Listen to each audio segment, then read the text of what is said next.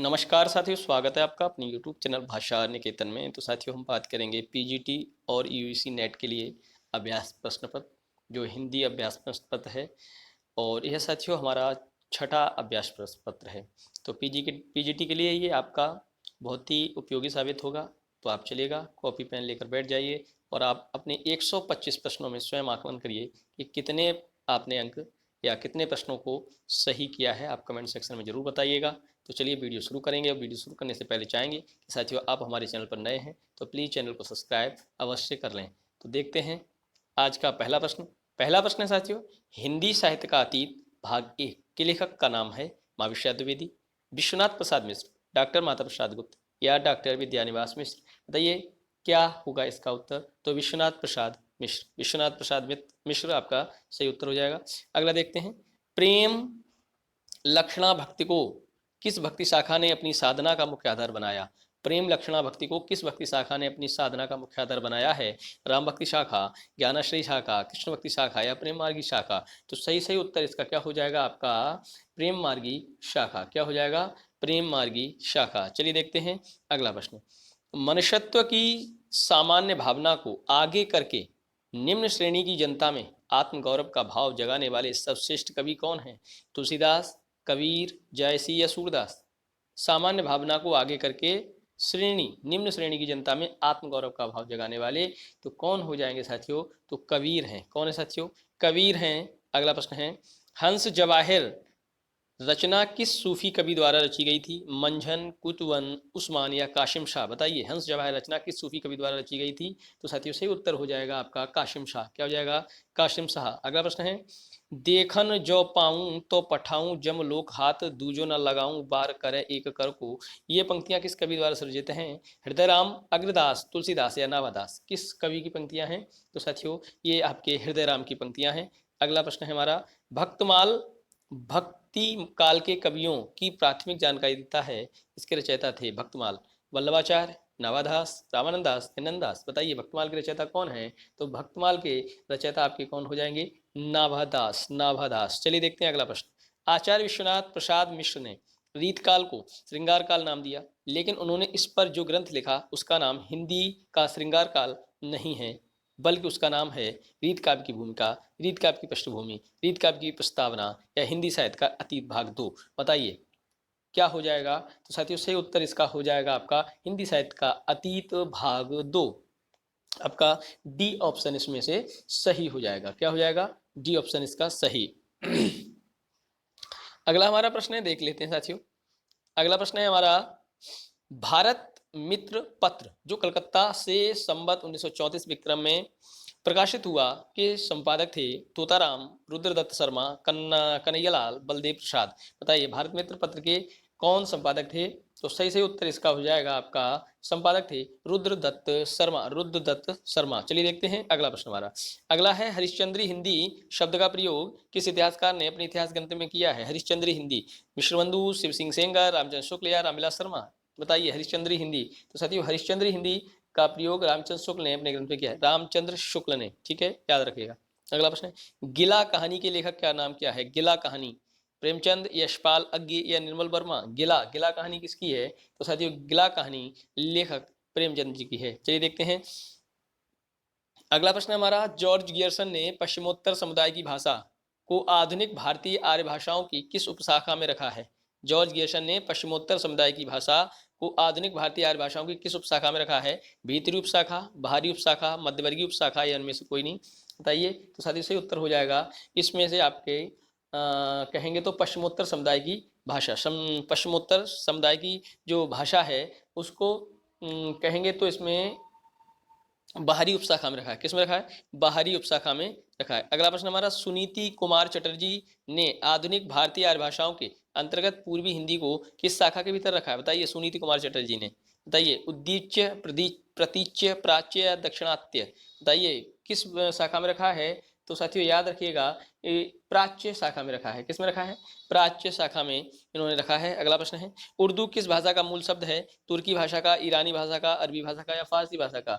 तो याद रखेंगे जो उर्दू है वो आपका तुर्की भाषा का शब्द है। आप लोग जल्दी कमेंट सेक्शन में बताइएगा हिंदी किस भाषा का शब्द है, हिंदी बताइए जल्दी से। अगला प्रश्न है, साहित्य के इतिहास की अवधारणा से संबंधित एक पुस्तक लिखी गई थी, साहित्य का इतिहास दर्शन। इस ग्रंथ के लेखक का नाम बताइए। डॉक्टर श्याम सुंदर दास, आचार्य रामचंद्र शुक्ल, डॉक्टर नलिनी बिलोचन शर्मा या डॉक्टर गुलाब राय?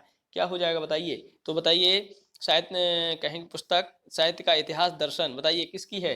तो यह पुस्तक जो आपकी है, याद रखिएगा किसकी है? नलिन बिलोचन शर्मा, डॉक्टर नलिन बिलोचन शर्मा। अगला प्रश्न है, आचार्य रामचंद्र शुक्ल कृत हिंदी साहित्य का इतिहास की अधिकांश सामग्री पुस्तकाकार प्रकाशन के पूर्व हिंदी शब्द सागर की भूमिका में छपी थी। इस भूमिका में उसका शीर्षक था हिंदी साहित्य का उद्भव और विकास, हिंदी साहित्य का विकास, हिंदी साहित्य का विकासात्मक इतिहास या हिंदी साहित्य का विकास इस यात्रा। बताइए इसमें से हिंदी शब्द सागरी भूमिका छपी थी, इस भूमिका में उसका शीर्षक क्या था? तो साथियों उसका शीर्षक जो आपका था हिंदी साहित्य का विकास, हिंदी साहित्य का विकास याद रखिएगा, हिंदी साहित्य का विकास आप याद रखिए।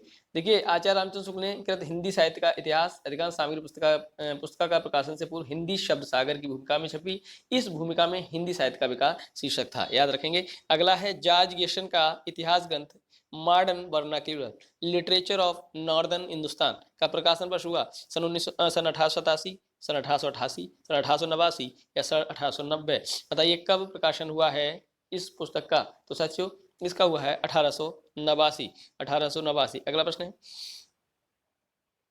जिस कालखंड के भीतर किसी विशेष ढंग की संरचनाओं की प्रचुरता दिखाई पड़ी है वह एक अलग काल का माना गया है और उसका नामकरण उन्हीं रचनाओं के अनुसार किया गया है। यह मान्यता किस इतिहासकार की है? डॉक्टर श्याम सुंदर दास की, आचार्य रामचंद्र शुक्ल की, डॉक्टर जयप्रसाद द्विवेदी की या डॉक्टर रामविलास शर्मा की? बताइए यह किसका है कथन? तो साथियों यह जो है हम कह देंगे तो इन सभी में से आचार्य रामचंद्र शुक्ल का है। किसका? आचार्य रामचंद्र शुक्ल का कथन है। चलिए देखते हैं अगला, आचार्य जयप्रसाद द्विवेदी के इतिहास ग्रंथ का नाम बतलाइए जिसमें मात्र आदिकालीन हिंदी साहित्य संबंधी सामग्री संग्रहित है।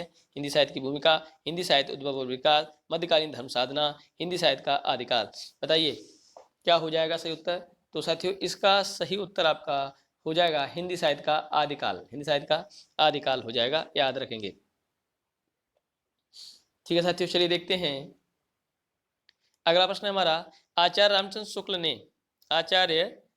शुक्ल ने दो प्रमुख तथ्यों को ध्यान में रखकर हिंदी साहित्य के इतिहास का कालखंडों का नामकरण किया है। ग्रंथों की प्रसिद्धि, ग्रंथों की प्रचुरता, ग्रंथों की उपलब्धता या रचनाकारों की संख्या। बताइए क्या उत्तर हो जाएगा? तो साथियों याद रखेंगे आचार्य रामचंद्र शुक्ल ने ग्रंथों की प्रसिद्धि के ध्यान में रखकर हिंदी ग्रंथों की प्रसिद्धि को ध्यान में रखकर हिंदी साहित्य के इतिहास के कालखंडों का नामकरण किया है। अगला प्रश्न हमारा, इनमें से किस इतिहासकार ने सर्वप्रथम रीतकालीन कवियों के सर्वाधिक परिचयात्मक विवरण दिए हैं? Doctor Vishwanath Prasad Mishra, doctor Nagendra, doctor Ramashankar शुक्ल रसाल या मिश्र बंधु? परिचयात्मक विवरण किसने दिया है, किस इतिहासकार ने दिया? बताइए। तो सबसे ज्यादा याद रखिएगा परिचयात्मक विवरण दिया है मिश्र बंधु ने। अगला है, भूषण का निम्नलिखित में से कौन सा लक्षण ग्रंथ है? भूषण का बताइए, शिवराज भूषण, भूषण हजारा, शिवा बावनी या छत्रसाल दशक? मतलब आपको बताना है कौन सा लक्षण ग्रंथ है। तो साथियों इनमें से लक्षण ग्रंथ जो है शिवराज भूषण है, शिवराज भूषण। चलिए देखते हैं अगला प्रश्न क्या है, बाल मुकुंद गुप्त के शिव शंभु के चिट्ठे का वर्ण विषय है। इसमें भगवान शिव की चमत्कारी घटनाओं का व्यंग्यात्मक ढंग से वर्णित किया गया है। लॉर्ड कर्जन की नौकरशाही पर चुभते व्यंग किए गए हैं। भगवान शिव के लोक कल्याणकारी रूप का वर्णन किया गया है या साम्यवादी व्यवस्था के विरुद्ध व्यंग्यात्मक टिप्पणियों की गई हैं? बताइए क्या उत्तर होगा इसका? इसका उत्तर बताइए क्या होगा? तो साथियों इसमें लॉर्ड कर्जन की जो नौकरशाही पर चुभते व्यंग किया गए हैं, ठीक है, लॉर्ड कर्जन के नौकरशाही के चुभते व्यंग किए गए हैं, ये आपके सही उत्तर है। निम्नलिखित में से किस रचना की सर्वाधिक टीकाएं लिखी गई हैं? मतेराम सतसई की, बिहारी सतसई की, बदंत सतसई की या विक्रम सतसई की? सबसे ज्यादा टीकाएं किसकी लिखी गई हैं? तो साथियों आपको याद ही रखना चाहिए, ये तो बिहारी सतसई की हैं। इनमें से किस नाटककार ने अपने नाटकों के लिए रंगमंच को अनिवार्य नहीं माना है? अपने नाटकों के लिए रंगमंच अनिवार्य नहीं माने हैं? डॉक्टर रामगोपाल वर्मा, सेठ गोविंद दास, लक्ष्मी नारायण मिश्र या जयशंकर प्रसाद? बताइए बताइए किसने अनिवार्य नहीं माने हैं। तो याद रखिएगा जयशंकर प्रसाद जी ने अपने नाटकों के लिए रंगमंच अनिवार्य नहीं माने। प्रभात फेरी प्रभात फेरी काव्य के रचनाकार कौन है? केदारनाथ सिंह, सूर्यकांत त्रिपाठी निराला, नरेंद्र शर्मा या रामधारी सिंह दिनकर। प्रभात फेरी, बताइए प्रभात फेरी के रचनाकार कौन है? तो साथियों ये है नरेंद्र शर्मा। कौन है? नरेंद्र शर्मा। अगला है निशा निमंत्रण के रचनाकार कौन है? निशा निमंत्रण माधवी वर्मा, श्यामनारायण पांडे, जयशंकर प्रसाद या हरिवंश राय बच्चन। बताइए निशा निमंत्रण। साथियों से उत्तर हो जाएगा निशा निमंत्रण के रचनाकार हरिवंश राय बच्चन, हरिवंश राय बच्चन। चलिए देखते हैं अगला प्रश्न। बिहारी सतसई पर किस ग्रंथ का सर्वाधिक प्रभाव पड़ा है? बिहारी सतसई पर गाथा सप्तशती, अमरूक शतक, आर्या सप्तशती या उपयोग में से कोई नहीं। बिहारी सतसई पर किस ग्रंथ का सर्वाधिक प्रभाव पड़ा है? तो साथियों यह प्रभाव गाथा सप्तशती, गाथा सप्तशती। चलिए देखते हैं अगला प्रश्न। बिहारी सतसई की प्रसिद्धि का प्रमुख कारण है कल्पना की समार शक्ति, नायका भेद वर्णन, प्रतीकों का नपातुला प्रयोग या पिंगल वर्णन। बिहारी सतसई की प्रसिद्धि का प्रमुख कारण क्या है? साथियों से उत्तर हो जाएगा आपका प्रमुख कारण है कल्पना की समाहार शक्ति, कल्पना की समाहार शक्ति। बिहारी किस राजा के दरबारी कवि थे? बताइएगा। बूंदी नरेश महाराज भावा सिंह के, जयपुर नरेश जय सिंह के, नागपुर के सूर्यवंशी भूसला मकरंद शाह के या चित्रकूट नरेश रुद्रदेव के। बिहारी किस राजा के दरबारी कवि थे? तो साथियों से उत्तर हो जाएगा बिहारी जी जो थे वो जयपुर नरेश जय सिंह के दरबारी कवि थे, जयपुर नरेश जय सिंह के दरबारी कवि। तुलसीदास का वह ग्रंथ कौन है जिसमें ज्योतिष का वर्णन किया गया है? दुहावली, गीतावली, रामाज्ञा प्रश्नावली या कवितावली। ज्योतिष का वर्णन रामाज्ञा प्रश्नावली में किया गया है। चलिए देखते हैं अगला प्रश्न। मेवाड़ की पन्ना नामक धाय के अलौकिक त्याग का ऐतिहासिक व्रत लेकर राज मुकुट नाटक की रचना की गई थी। इस नाटक के लेखक का नाम है हरिकृष्ण प्रेमी, लक्ष्मी नारायण मिश्र, उदय शंकर भट्ट या गोविंद वल्लभ पंत। बताइए किसका, बताइए क्या हो जाएगा? तो सही उत्तर हो जाएगा इसका राजमुकुट नाटक की रचना जो की गई थी इसके नाटक के लेखक गोविंद वल्लभ पंत हैं। कौन है? याद रखेंगे गोविंद वल्लभ पंत। डॉक्टर कृष्ण शंकर शुक्ल ने आचार्य केशवदास पर एक समीक्षात्मक पुस्तक लिखी थी। यह पुस्तक का नाम है, बताइए, केशव का आचार्यत्व, केशव की प्रतिभा, केशव की कला या केशव की काव्य कला। बताइए। तो साथियों से उत्तर क्या होगा इसका? तो इसका हो जाएगा आपका केशव की काव्य कला, केशव की काव्य कला। अगला प्रश्न हमारा गंगा अवतरण काव्य के रचयिता हैं। गंगा अवतरण काव्य के रचयिता कौन है? अयोध्या सिंह उपाध्याय हरिऔध, जगन्नाथ दास रत्नाकर, श्रीधर पाठक या रामनरेश त्रिपाठी। गंगा अवतरण काव्य के रचयिता कौन है? तो साथियों गंगा अवतरण काव्य के रचयिता जगन्नाथ दास रत्नाकर हैं, याद रखेंगे। अगला प्रश्न है हमारा, छायावादी कवियों ने जब आध्यात्मिक प्रेम को अपनी कविताओं में व्यक्त किया तो ऐसी कविताओं को किस वाद के अंतर्गत रखा गया है? छायावाद, प्रतीकवाद, रहस्यवाद या बिंबवाद। बताइए किस वाद के अंतर्गत रखा गया है? तो साथियों सही उत्तर हो जाएगा आपका रहस्यवाद। किसके अंतर्गत रखा गया है?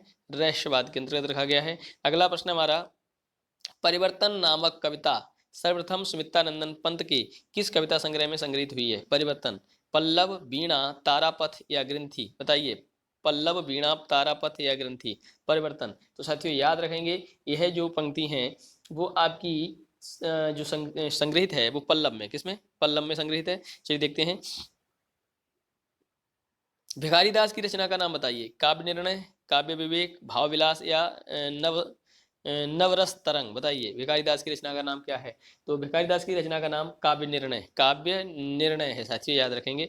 19वीं शताब्दी की साहित्य सर्जना का मूल हेतु क्या है? ईसाई विरोध, मुस्लिम विरोध, पराधीनता का बोध या परमाणु परीक्षण। 19वीं शताब्दी की साहित्य सर्जना का मूल, बताइए क्या हो जाएगा? साथियों सही उत्तर इसका हो जाएगा आपका पराधीनता का बोध, पराधीनता का बोध हो जाएगा। अगला प्रश्न है,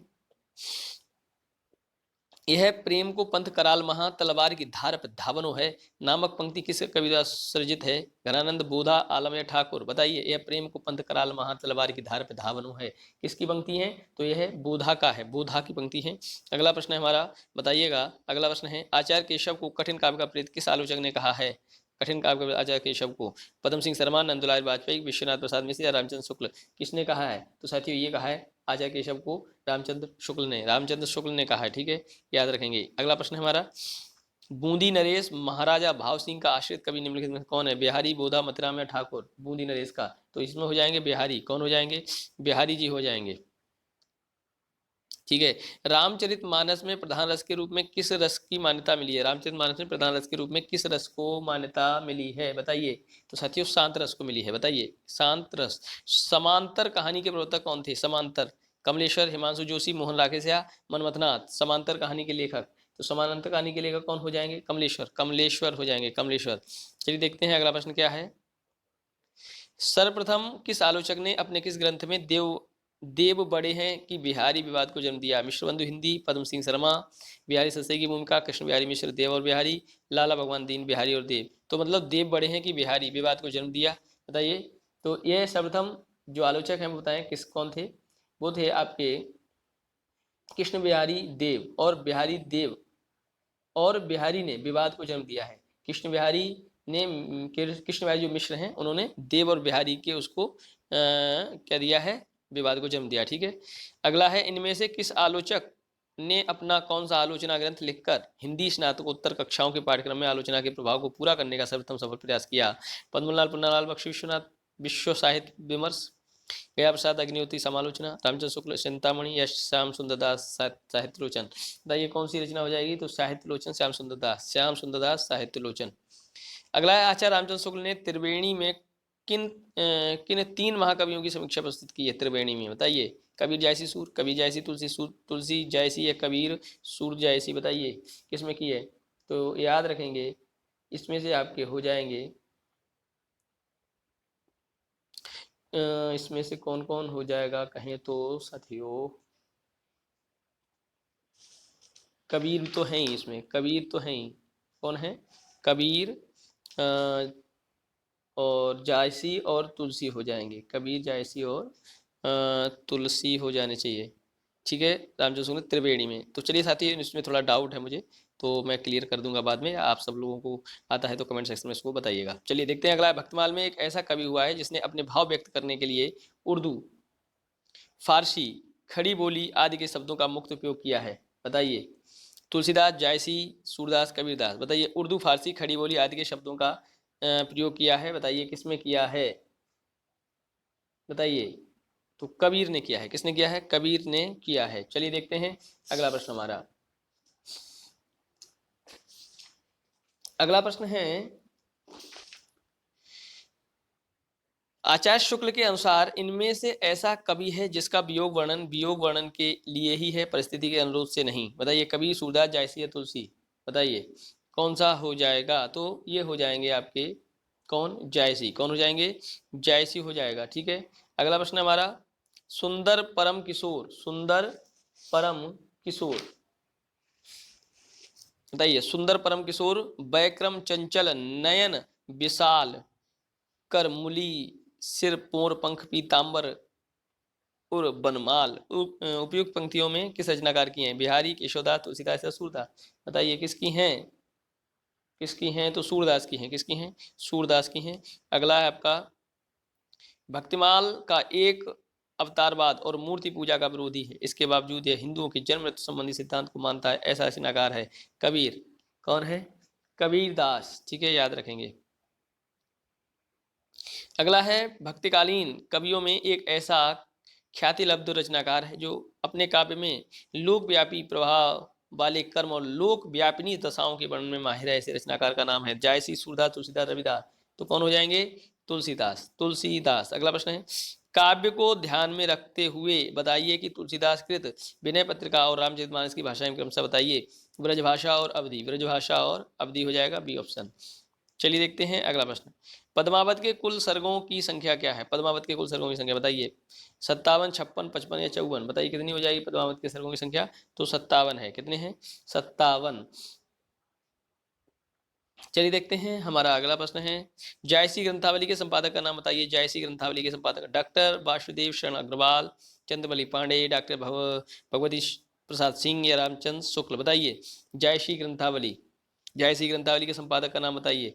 तो साथियों, जायसी ग्रंथावली के जो संपादक हैं डॉक्टर वासुदेव शरण अग्रवाल, डॉक्टर वासुदेव शरण अग्रवाल। अगला प्रश्न है, दोहा छंद में श्रृंगारी रचना प्रस्तुत करने वालों में हिंदी के सर्वाधिक ख्याति लब्ध कवि हैं? दोहा छंद में रहीम, बिहारी, विक्रम या सूरदास?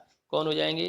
तो याद रखिएगा, बिहारी, बिहारी हैं। अगला है, कंचन तन धन बरन बन रहो रंग मिली रंग जानी जाति सुभाष की केसरी लाई अंग। पंक्तियां हैं रहीम, तुलसी, बिहारी या विक्रम, किसकी हैं? तो साथियों ये आपकी कामायनी की हैं, सॉरी माफ करें, ये किसकी हो जाएंगी? बिहारी का, बिहारी हो जाएंगे, बिहारी। ठीक है, याद रखेंगे। अगला है जल प्लावन भारतीय इतिहास की ऐसी प्राचीन घटना है जिसको आधार बनाकर छायावादी युग में एक महाकाव्य लिखा गया, इसका नाम है लोकायतन, कुरुक्षेत्र, कामायनी या चिदंबरा। तो उत्तर हो जाएगा कामायनी। अगला है लहरें व्योम चूमती उठी, चपलाएं असंख्य नाचती, जयशंकर प्रसाद की किस रचना का अंश है? तो कामायनी। किसका है साथियों? कामायनी। अगला है नखत की आशा किरण समान हृदय के कोमल कवि की कांत, पंक्ति में किसकी लिखी हुई है? सूर्यकांत त्रिपाठी निराला, जयशंकर प्रसाद, स्मितानंदन पंत, महादेव वर्मा। तो जयशंकर प्रसाद। मौन नाश विध्वंस अंधेरा शून्य बना जो प्रकट अभाव, पंक्ति किसके द्वारा लिखी गई है? बताइए। तो बताइए महादेव वर्मा, स्मितानंद पंत, जयशंकर प्रसाद या सूर्यकांत त्रिपाठी निराला? बताइए किसके द्वारा लिखी गई हैं? तो ये बताइए इसमें से तो जयशंकर प्रसाद। किसने लिखी हैं? जयशंकर प्रसाद की सुमित्रानंदन पंत। बताइए इसमें से कौन हो जाएगा? बताएं। तो साथियों सुमित्रानंदन पंत की हैं। किसकी हैं? सुमित्रानंदन पंत, सुमित्रानंदन पंत की हो जाएंगी। चलिए देखते हैं अगला प्रश्न। माफ करें, इसमें सुमित्रानंदन पंत की हैं।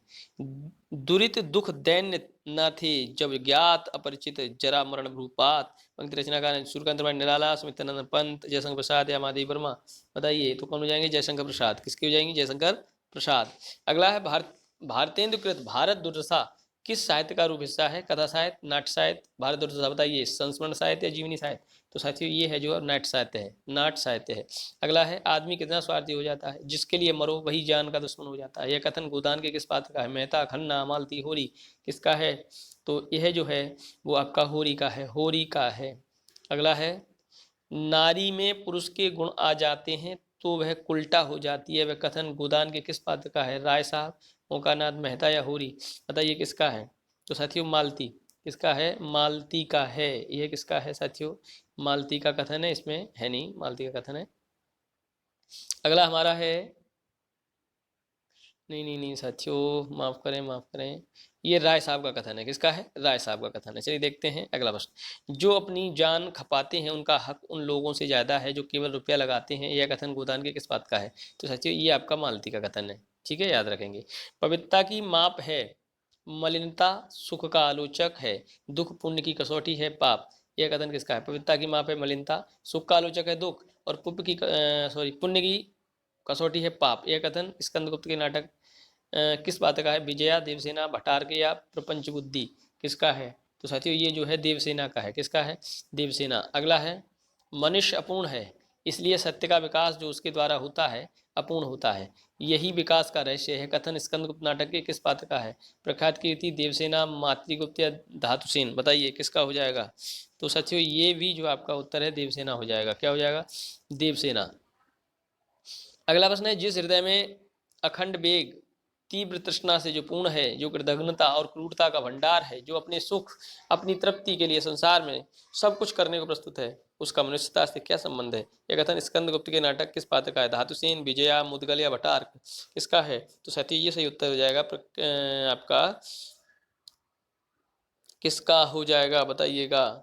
तो ये आपका मुदगल का हो जाएगा। किसका हो जाएगा? मुदगल का हो जाएगा। ठीक है, याद रखेंगे। चलिए देखते हैं हमारा अगला प्रश्न क्या है।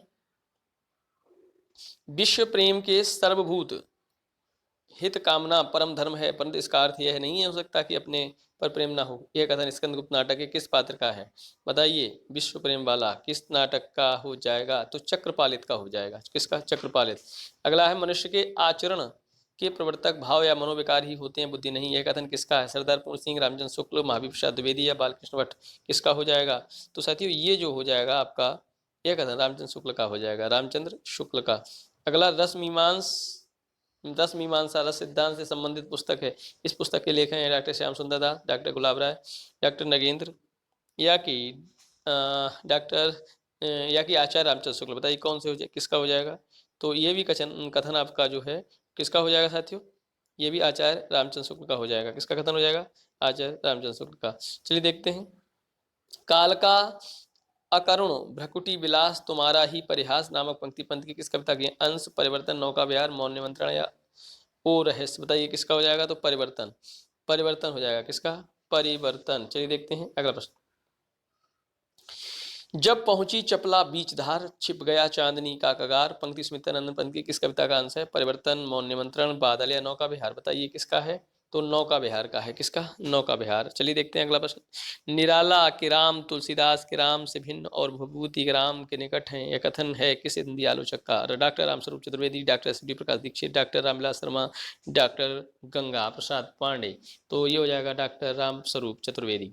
अगला प्रश्न है हमारा, राम की शक्ति पूजा में निराला कि इन दो कविताओं का सार तत्व समाहित है। तुलसीदास और सरोज स्मृति, तुलसीदास और बादल, सरोज स्मृति और तोड़ती पत्थर, जागो फिर एक बार और तुलसीदास। राम की शक्ति पूजा में निराला की इन दो कविताओं का सार तत्व समाहित है, बताइए।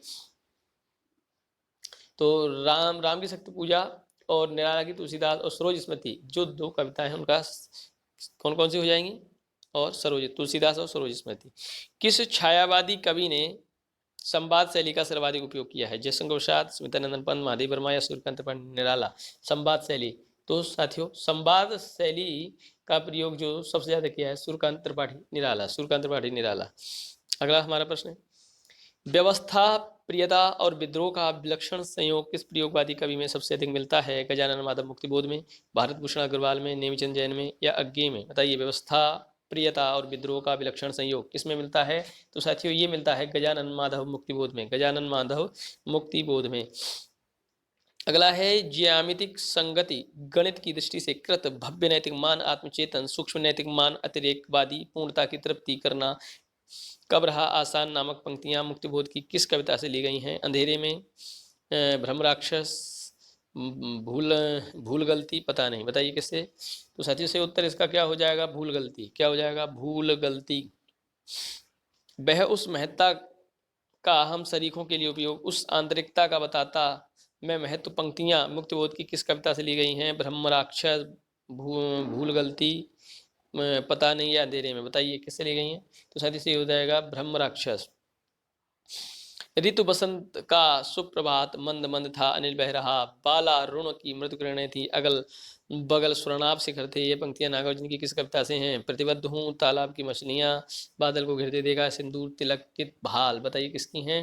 तो सही उत्तर हो जाएगा तालाब की मछलियां, तालाब की मछलियां। अगला प्रश्न है, अकाल और उसके बाद नामक अकाल और उसके बाद नामक कविता के रचनाकार केदारनाथ, त्रिलोचन, नागार्जुन, इनमें से कोई नहीं। बताइए अकाल और उसके बाद किसकी हो जाएंगी?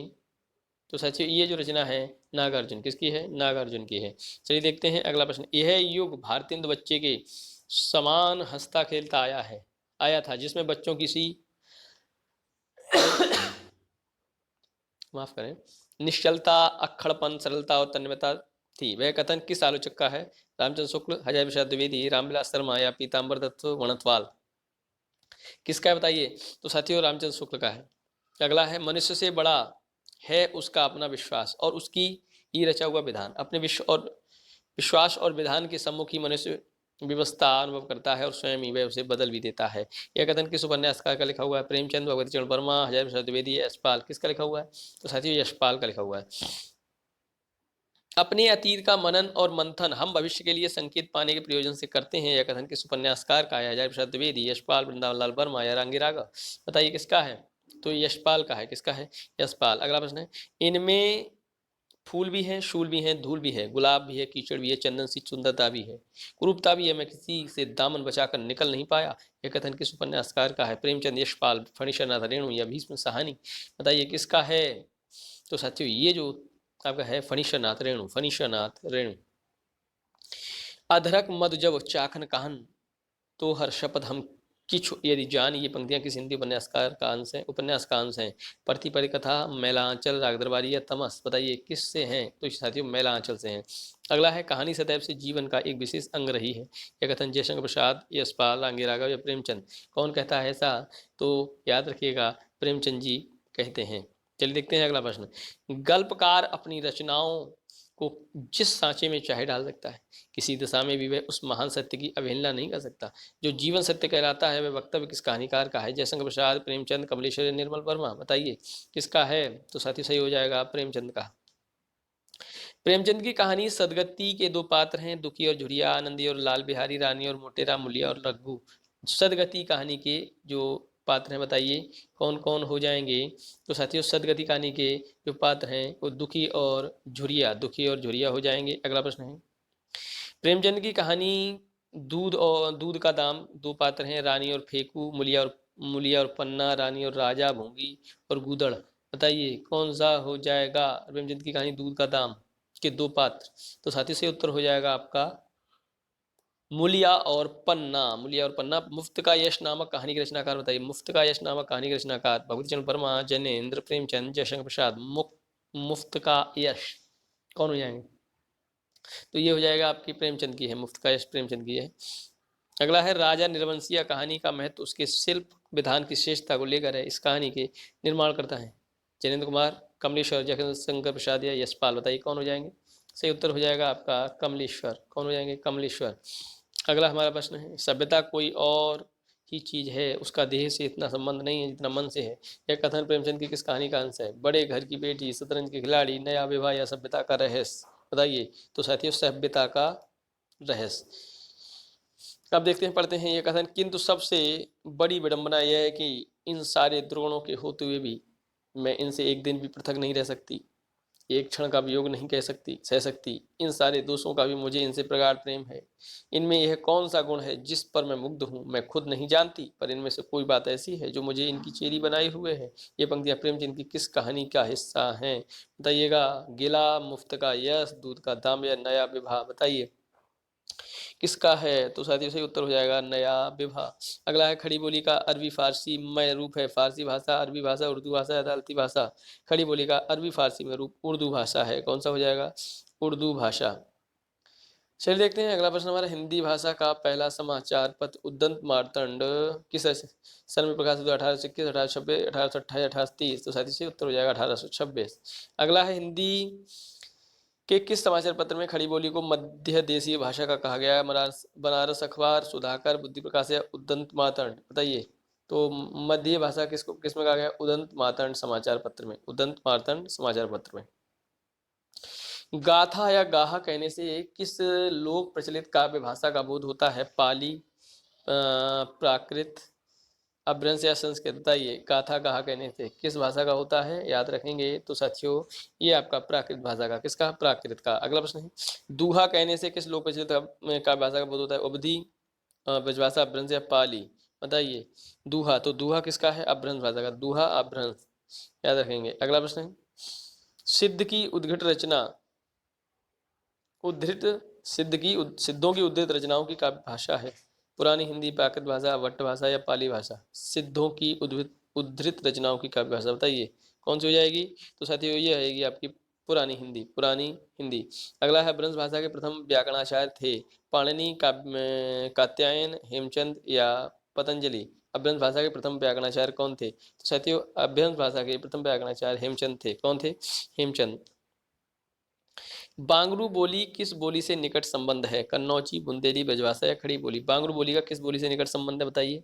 तो सही उत्तर हो जाएगा इसका आपका खड़ी बोली से निकट संबंध है। किससे? खड़ी बोली से। चलिए देखते हैं अगला प्रश्न क्या है। मध्यकालीन भारतीय आर्य भाषाओं का स्थिति काल रहा 1500 ईस्वी पूर्व से 500 ईस्वी पूर्व, 1000 ईस्वी पूर्व से 500 ईस्वी पूर्व, 500 ईस्वी पूर्व से 500 ईस्वी पूर्व ईस्वी, और 500 ईस्वी पूर्व से 1000 ईस्वी तक। बताइए। ईस्वी हो जाएगा यहाँ। और बताइएगा क्या हो जाएगा सही उत्तर? तो सही उत्तर इसका हो जाएगा आपका 500 ईसा पूर्व से 1000 ईस्वी रहा है। चलिए देखते हैं अगला हमारा प्रश्न क्या है। अगला है प्राचीन देश भाषा पूर्व अभ्रंश को अभ्रंश तथा परवर्ती अर्थात अग्रसरीभूत अभ्रंश को अवहट्ठ किस भाषा वैज्ञानिक ने कहा है? ग्रियर्सन, भोला शंकर व्यास, सुनीति कुमार चटर्जी या उदय नारायण तिवारी। बताइए किसको किसमें कहा है? तो भोला शंकर व्यास। भोला शंकर व्यास। अगला है अर्धमागधी अभ्रंश इनमें से किस बोली का विकास हुआ? बताइए। पश्चिमी हिंदी, बिहारी हिंदी, बंगाली हिंदी या पूर्वी हिंदी। बताइए अर्धमागधी अभ्रंश में इनमें से किस बोली का विकास हुआ? सही उत्तर हो जाएगा पूर्वी हिंदी। पूर्वी हिंदी हो जाएगा। ठीक है। चलिए देखते हैं अगला प्रश्न। हिंदी भाषा के इतिहास को प्रायः कितने कालों में वर्गीकृत किया गया? 3, 4, 5, 6। बताइए हिंदी भाषा के इतिहास को बताइए कितने भागों में? 4 भागों में। कितने भागों में? 4 भागों में, 4 कालों में। ठीक है। देखिए कामता प्रसाद गुरु का हिंदी व्याकरण विषयक ग्रंथ जो नागरिक विचारणी सभा काशी से प्रकाशित हुआ था उसका नाम क्या है? हिंदी का सरल व्याकरण, हिंदी का प्रामाणिक व्याकरण, हिंदी व्याकरण या हिंदी का व्यवहार्य व्याकरण। तो हिंदी व्याकरण। सिर्फ क्या है? हिंदी व्याकरण। डॉक्टर भोलानाथ तिवारी ने साहित्यिक भाषा अवधि के विकास को कितने कालों में विभाजित किया है? 3, 4, 5, 6। बताइए। कितने कालों में किया है बताइए? डॉक्टर भूलनाथ तिवारी ने साहित्यिक भाषा का अवधि के विकास को कितने कालों में विभाजित किया है? तो सही उत्तर इसका क्या हो जाएगा? सही उत्तर हो जाएगा साथियों 3 भागों में, 3 भागों में। अगला है देवनागरी लिपि है वर्णनात्मक, वर्णात्मक, अक्षरात्मक, दोनों अक्षरात्मक या इनमें से कोई नहीं, बताइए। तो साथियों वर्णात्मक और अक्षरात्मक दोनों देवनागरी लिपि हैं, ठीक है, याद रखेंगे। चलिए देखते हैं अगला प्रश्न हमारा। अगला है मध्यकालीन आर्य भाषाओं में कितने प्रकार के लिंग प्रयोग में रहे हैं? 2, 3, 4, 5, बताइए कितने प्रकार के? तो 3, कितने? 3। अगला प्रश्न है हमारा विद्यापति की उस प्रमुख रचना का नाम बताएं जिसमें अवहट्ठ भाषा का बहुतायत से प्रयोग हुआ है? कीर्ति पताका, कीर्तिलता, विद्यापति पदावली संग्रह या पुरुष परीक्षा, बताइए। कीर्तिलता हो जाए, क्या हो जाए? कीर्तिलता। अगला प्रश्न है जो जिण शासन भाष्यो सोमई कहु सार, जो पालई सही भाई भाव करी सो सही पाव पार। इस दुआ के रचनाकार का नाम स्वयंभू, देवसेन, पुष्पदंत, कनक कामर, बताइए क्या हो जाएंगे? कौन हो जाएंगे साथियों? तो सही उत्तर इसका क्या हो जाएगा? देवसेन। कौन हो जाएंगे? देवसेन। चलिए देखते हैं अगला प्रश्न क्या है। प्रादेशिक बोलियों के साथ ब्रज या मध्य देश की भाषा का आश्रय लेकर एक सामान्य साहित्यिक भाषा स्वीकृत हुई जिसे चारणों ने नाम दिया। डिंगल भाषा, मेवाड़ी भाषा, मारवाड़ी भाषा या पिंगल भाषा। क्या नाम दिया है साथियों? डिंगल भाषा। क्या नाम दिया है? डिंगल भाषा, ठीक है। चलिए देखते हैं अगला प्रश्न क्या है। अगला है अपभ्रंश के योग से राजस्थानी भाषा का जो साहित्यिक रूप बना उसे कहा जाता है पिंगल भाषा, डिंगल भाषा, मेवाड़ी भाषा या बांगरू भाषा। अपभ्रंश के योग से राजस्थानी भाषा का जो साहित्यिक रूप बना है उसे कहा जाता है, बताइए क्या कहा जाता है? डिंगल भाषा। क्या कहा जाता है? डिंगल भाषा। अगला प्रश्न है अमीर खुसरो ने जिस मुकरियों, पहलियों और 2 सुखनों की रचना की है उसकी भाषा है दक्षिणी हिंदी, खड़ी बोली, बुंदेली या बघेली।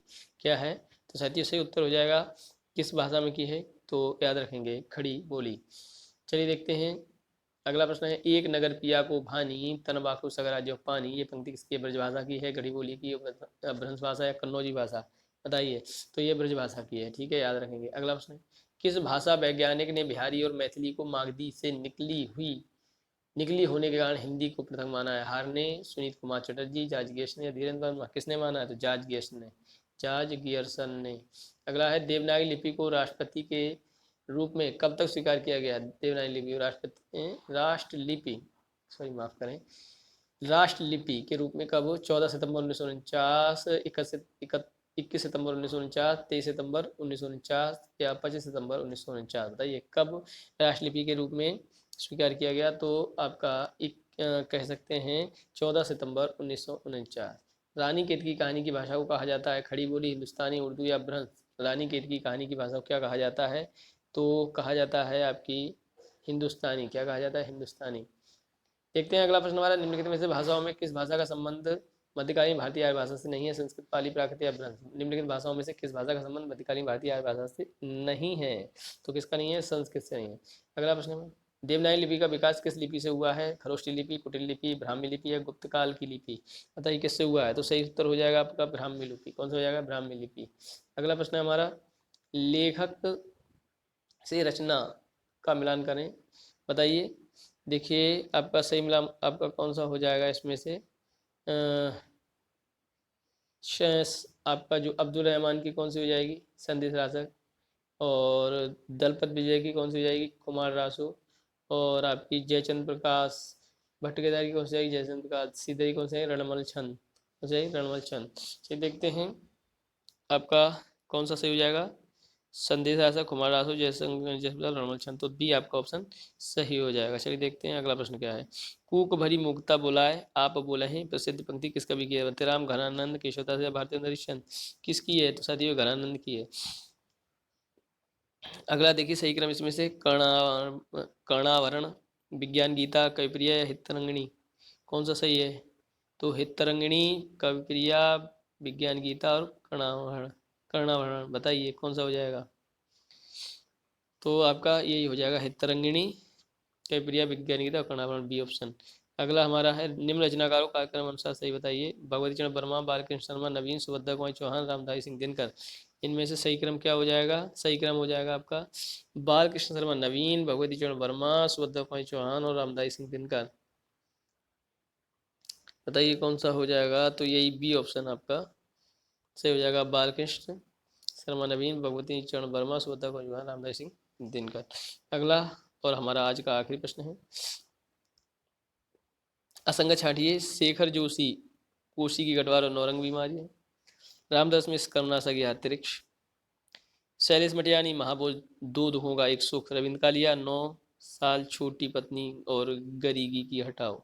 गरीबी हटाओ, बताइए, गरीबी लिख दी है गलत ही, गरीबी हटाओ, तो कौन सा हो जाएगा? देखिए इसमें से जो असंगत है वो रामदास मिश्र का करुणासा की हार और त्रिक्ष असंगत है। ठीक है, ये आपका असंगत है। और संगत रामदास मिश्र के साथ क्या होगा, या ये इन दो रचनाओं के रचनाकारों का नाम लिख दीजिए कमेंट सेक्शन में। तो साथियों सेशन कैसा लगा आप कमेंट सेक्शन में जरूर बताइएगा। और 125 प्रश्नों में आपने कितने सही किए ये भी जरूर बताइएगा। तो साथियों फिर मिलेंगे अगले वीडियो में, तब तक के लिए नमस्कार, धन्यवाद।